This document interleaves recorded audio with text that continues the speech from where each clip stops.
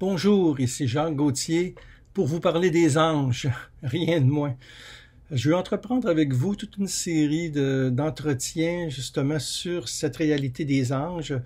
On en parle peut-être moins aujourd'hui, mais on en voit beaucoup dans certains endroits, dans des librairies, dans différents centres. Et ça fait partie de la tradition chrétienne aussi, mais souvent on n'en parle pas beaucoup. Je m'intéressais pas vraiment aux anges avant que les éditions Novalis me demandent d'écrire un petit livret. Justement, est-ce que les anges existent vraiment? Alors, j'avais publié ça, c'est au début de l'année 2020, c'est le rôle des anges dans le plan de Dieu. Bon, c'est ce que les anges qu'on retrouve, par exemple, dans les rayons des librairies ésotériques, est-ce que ce sont les mêmes que les catholiques?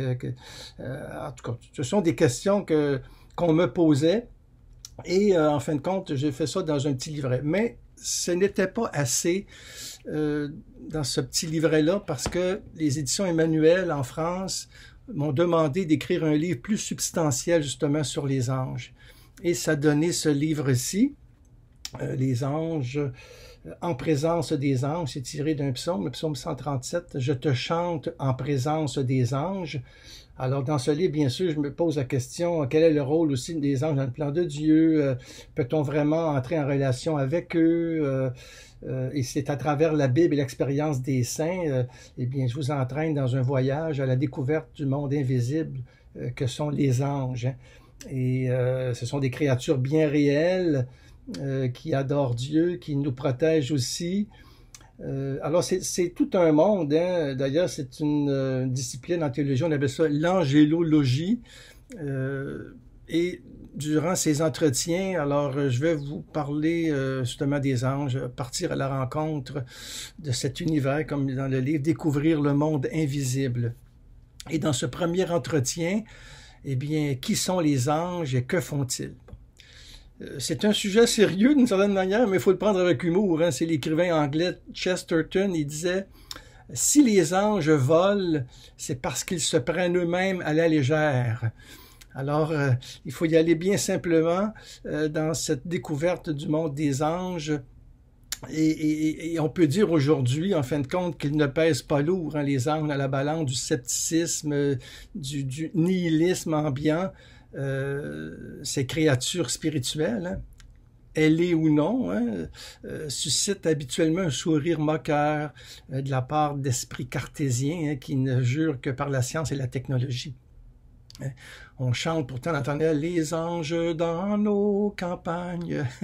Eh bien, parce que beaucoup de gens, en fin de compte, ne croient pas hein, à l'existence des anges. Alors pour certains, bien justement, les anges appartiennent à un monde mythique de la fable et de la pensée magique. Ce ne sont que des personnages issus de projections symboliques que les sciences humaines, comme la psychanalyse, peuvent expliquer. Et devant l'omniprésence des écrans, même des machines, des robots, bien, on ne s'intéresse guère à eux. Hein. On peut dire que leur présence mystérieuse est reléguée dans un invisible irréel qui est trop différent du monde dans lequel nous vivons. Bon, ça c'est une position. Il y a une autre où les anges sont là, mais pas forcément dans les églises et les institutions religieuses. On les retrouve sur Internet, dans des boutiques de santé, à la librairie, au rayon ésotérisme. Alors on en fait des bibelots, des calendriers, des affiches, des films. Alors, ce phénomène, en fin de compte, traduit une quête spirituelle hein, qui manifeste un besoin aussi de croire en l'au-delà. Et dans cette dynamique-là, je dirais, d'anges, eh bien, beaucoup de gens vont organiser des séances pour communiquer avec eux, connaître leur nom, s'assurer même une bonne réincarnation, sans trop savoir de quel esprit il s'agit. Hein. Eh bien, ces pratiques, en fin de compte, n'ont rien à voir avec la tradition chrétienne, même si elles en empruntent certains éléments. Et moi, je me situe dans la tradition chrétienne, et c'est à travers cette tradition-là que je vous invite à découvrir ce monde des anges qui est très, très présent dans la Bible. D'abord, pour l'Église, il faut dire que les anges sont des créatures bien réelles qui nous protègent et qui intercèdent pour nous. Ils n'existent pas pour eux-mêmes, les anges, mais en fonction de Dieu et de son dessein d'amour pour les humains. Alors, en fin de compte, on peut dire que les anges ne portent pas ombrage à Dieu, puisqu'ils sont les ambassadeurs de sa transcendance. Les anges sont associés et soumis au Christ dans son œuvre de salut. Et dans le catéchisme de l'Église catholique, justement au numéro 328, on parle des anges. On dit l'existence des anges spirituels, non corporels, que l'Écriture sainte nomme habituellement les anges, donc ces êtres spirituels, eh bien, c'est une vérité de foi. Le témoignage de l'Écriture est aussi net que l'unanimité de la tradition. Alors, fin de la citation dans le catéchisme. Alors, on voit que c'est justement une vérité de foi.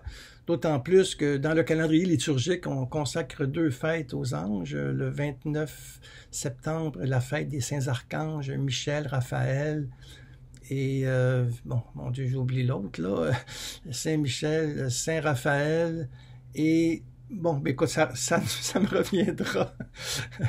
Et, alors, c'est ça, là, le 29 septembre, c'est la fête des archanges. Et le 2 octobre, c'est la fête des anges gardiens. Et ça, c'est au calendrier officiel de l'Église catholique. Donc, c'est pour dire comment ces anges-là, en fin de compte, sont importants dans la tradition chrétienne. Alors, nous allons partir à la découverte, justement, à la rencontre de ces compagnons célestes qui ont une place particulière dans le plan divin et dans la création. Et on va voir ça à travers la Bible. Alors ça sera le prochain entretien. Les anges à travers la Bible, ça, la liturgie, l'histoire, la théologie. La Bible aussi à travers, je dis les anges à travers la spiritualité et l'expérience des saints. Mais pour le moment, je veux m'en tenir à une définition des anges et que font-ils? Quelles sont leurs fonctions? C'est ça que je veux, à la suite de ce verset du psaume 90, au verset 11. Il donne une mission à ses anges de te garder sur tous tes chemins. Alors, c'est ça. Donc, la nature et la fonction des anges, qui est le premier chapitre du livre, en présence des anges, mais que je fais un résumé, en fin de compte. Alors, dans le symbole des apôtres, justement, on professe justement le Dieu, on dit, se croit en Dieu, le créateur du ciel et de la terre, de l'univers visible et invisible. Alors, s'il y a des anges, c'est parce qu'il y a un Dieu. Hein? Et s'ils sont saints, eh bien, c'est parce que Dieu est la source de toute sainteté. On peut dire que chaque ange est créé unique et original, comme nous d'ailleurs. Hein? Chaque être humain est créé unique et original. Mais qui sont-ils, ces anges-là? Et là, dans le compendium du catéchisme de l'Église, on en donne une définition très éclairante que je veux vous livrer ici. Alors, pour l'Église, les anges sont des créatures purement spirituelles, incorporelles, invisibles et immortelles. Des êtres personnels doués d'intelligence et de volonté. Contemplant sans cesse Dieu face à face, ils le glorifient, ils le servent et sont ses messagers dans l'accomplissement de la mission du salut pour tous les hommes. Alors on voit ici les anges, créatures purement spirituelles, incorporelles, invisibles, immortelles, qui sont douées d'intelligence et de volonté et qui contemplent la face de Dieu, le servent, donc c'est les fonctions. D'ailleurs, le mot ange vient du mot hébreu malak qui signifie messager. Ce qui donne angelos ou angelus en latin. Alors, si la nature de l'ange, c'est d'être un esprit, créature purement spirituelle, incorporelle, invisible, eh bien, l'ange se définit par ses fonctions. Et les fonctions, en réalité, la fonction est triple. 3 fonctions, on peut dire, pour l'ange. C'est un adorateur, c'est un serviteur et c'est un messager de Dieu. Et dans l'Épître aux Hébreux, 1, verset 14, « Les anges ne sont-ils pas tous des esprits chargés d'une fonction, envoyés pour le service de ceux qui doivent avoir en héritage le salut? » Alors, ce verset est très important dans le Nouveau Testament, Hébreux 1, 14. « Les anges ne sont-ils pas tous des esprits chargés d'une fonction, envoyés pour le service de ceux qui doivent avoir en héritage le salut? » Alors, quelles sont les fonctions des anges? Eh bien, c'est l'adoration, le service et la protection. Donc, la première fonction, très importante, c'est l'adoration et la contemplation de Dieu. Les anges sont parfaitement heureux, hein? Ils reçoivent sans cesse l'amour de Dieu. Ils lui rendent cet amour par leur adoration et leur fidélité. Et c'est dans le livre de Daniel, hein, au chapitre 3, c'est la grande louange. « Et vous, les anges du Seigneur, bénissez le Seigneur, à lui haute gloire, louange éternelle. » Donc, ils sont créés vraiment pour adorer Dieu, pour le contempler. La deuxième fonction, c'est de servir Dieu et d'aider les hommes à le prier, à vivre en communion avec lui. Donc, ils nous aiment sans condition, les anges, de cette tendresse que Dieu a pour nous. Donc, ils méritent notre accueil, notre affection et notre respect.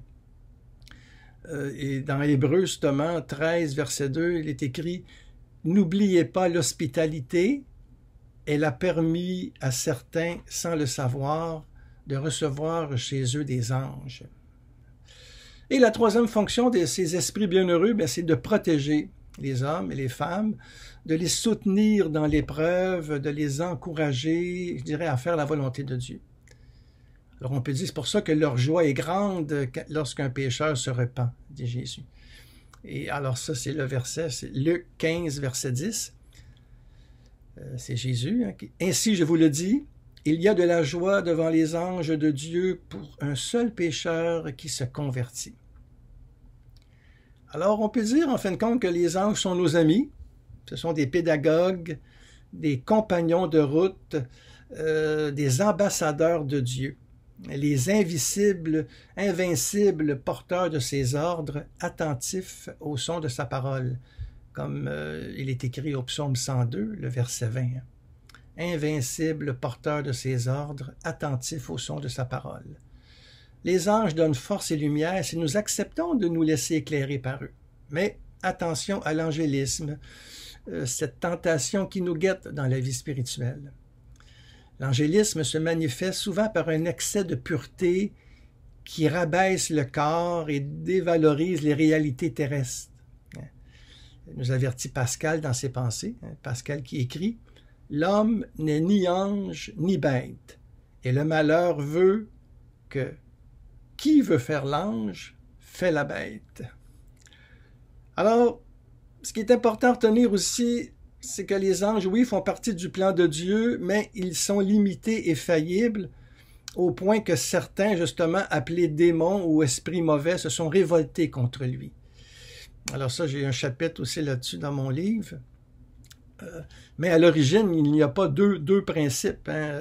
L'un qui est bon, Dieu, puis l'autre qui est mauvais, Satan. Non, non, les esprits mauvais sont des êtres bons créés par Dieu qui se sont pervertis. Le concile de Latran, en 1215, justement, va dire « Le diable et les autres démons ont certes été créés par Dieu naturellement bons, mais c'est eux qui se sont rendus mauvais en se révoltant contre Dieu. » Alors, c'est sûr qu'en se révoltant ainsi, les anges se sont eux-mêmes condamnés à l'enfer que le Christ a vaincu par sa mort et sa résurrection. Parce que l'important ici, c'est la primauté du Christ, lui qui est au-dessus de tout. C'est dans Philippe, l'épître de saint Paul aux Philippiens 2, versets 9 à 11.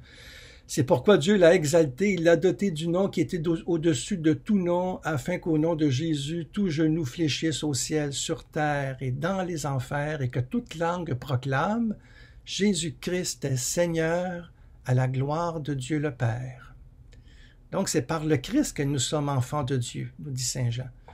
Il s'est manifesté pour enlever les péchés afin que le diable ne nous égare pas. Hein. C'est dans la première lettre de saint Jean, au chapitre 3, verset 8. C'est pour détruire les œuvres du diable que le Fils de Dieu s'est manifesté. Et on en parle dans l'Apocalypse, de ce fameux combat dans le ciel, Michel avec ses anges qui a dû combattre le dragon qui combattait avec ses anges. Et là, c'est toute cette vision et le serpent des origines, celui qu'on nomme diable et Satan, le séducteur du monde, il fut jeté sur la terre et ses anges furent jetés avec lui.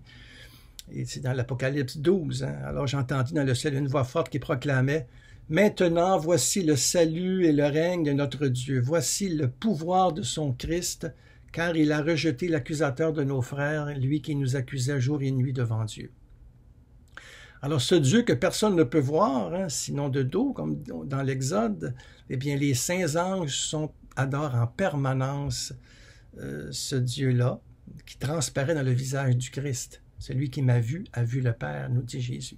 Donc le Christ a la primauté absolue sur les anges et la création. C'est lui qui est important, plus que les anges encore, hein? Parce que saint Paul nous le dit aux Colossiens, en lui tout fut créé dans le ciel et sur la terre, les êtres visibles et invisibles, puissance, principauté, souveraineté, domination, tout est créé par lui et pour lui, il est avant toute chose et tout subsiste en lui. Alors on peut dire qu'il y a une hiérarchie céleste, et ça, l'Église a établi ça au IVe siècle, une sorte de structure du monde angélique composée de 9 cœurs. Et vers le 7e siècle, le pseudo-Denis a approfondi cette théorie de la hiérarchie des anges, que Thomas d'Aquin va approfondir, Thomas d'Aquin qu'on appelle le docteur angélique. Donc, très rapidement, je vous partage ça, mais c'est très rapide. La première hiérarchie, ce sont les séraphins, les êtres de feu qui se consument pour l'amour de Dieu. Tu as les chérubins, des guerriers qui gardent l'accès de Dieu. Tu as les trônes. Puis après ça, tu as les puissances, les dominations. Puis l'autre hiérarchie est faite des principautés, des protecteurs qui veillent au développement spirituel des peuples. Puis les archanges, les héros des ordres divins. Et enfin, les anges les anges qui sont des compagnons de vie qui marchent avec nous. Alors, on peut dire que cette hiérarchie nous montre que Dieu est libre de ses dons. Il appelle chacune de ses créatures à une vocation particulière. Et c'est ça qu'il faut retenir dans le fond, hein, parce que l'univers angélique, il faut bien le reconnaître, demeure un mystère pour nous, comme Dieu est un mystère. Et c'est pour ça qu'il faut respecter le mystère et on ne peut pas tout comprendre là-dedans. Mais ce qu'il faut retenir dans ce premier entretien que je voulais vous donner sur les anges, c'est que ce sont des serviteurs de Dieu qui sont soumis au Christ, l'unique médiateur d'une alliance nouvelle. Ils nous servent comme des frères et ils sont unis à Dieu en Jésus-Christ. Alors pour nous, l'amour de Dieu est manifesté dans le Christ, prime sur tout. C'est saint Paul encore, un Romains, chapitre 8. J'en ai la certitude, ni la mort, ni la vie, ni les anges, ni les principautés célestes, ni le présent, ni l'avenir, ni les puissances, ni les hauteurs, ni les abîmes, ni aucune autre créature, rien ne pourra nous séparer de l'amour de Dieu qui est dans le Christ Jésus, notre Seigneur. Je voudrais terminer par c'est une hymne que l'on trouve dans Prière du temps présent, dans la liturgie des heures, l'hymne des Vêpres pour le 2 octobre, qui est la fête des anges gardiens. C'est très, très beau et je voudrais justement terminer avec cette prière-là, parce qu'à la fin du livre, il y a plusieurs prières, plusieurs hymnes des anges, et le chapitre avant, c'est une anthologie, beaucoup de citations d'écrivains sur les anges aussi. Alors, je vous lis cet hymne-là. Gloire à Dieu, Seigneur des anges, pour leur beauté où se déploie la splendeur de ta présence et l'écho de ta voix. Dans l'éclosion de leur louange, ils s'élancent près de toi. Ils jouaient dans ton aurore avant que lève notre jour. L'univers n'était encore qu'un projet de l'amour. Ils adoraient le Fils de l'homme au sommet de leur parcours. Frémissant devant ta face, à pleine joie, ils crient ton nom. Que l'un d'eux descende et passe nous toucher d'un tison. Alors nos lèvres rendront grâce, purifiées par le pardon.